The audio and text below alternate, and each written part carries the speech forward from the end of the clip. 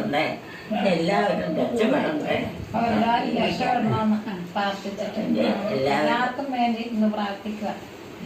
എല്ലാവരും ഈശോയുടെ മക്കളായിട്ട് വളർന്ന് ജീവിച്ച് അവരുടെ മക്കളും ഇങ്ങനെ ആയെങ്കിലും ഉള്ളൂ നമുക്ക് സമാധാനവും ശാന്തിയും മരിക്കാൻ പറ്റുള്ളൂ.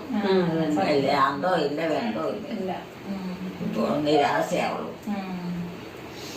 നിങ്ങളുടെ മുടിയൊക്കെ ഇങ്ങനെ ആരാ മുറിച്ചെന്ന്? അതൊക്കെ മറ്റേ എൽസിയുടെ പണിയാ.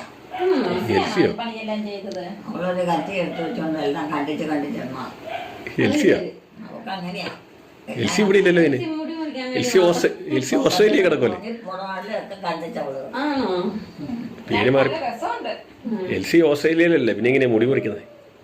അവളെ പണിയൊന്നും പറയണ്ട. വിശ്രദ്ധി കാണിക്കും. അവർക്ക് പറയുമ്പോ വിശ്രുതി. വിശ്രുതിയോ? ആ, വിശ്രുതി.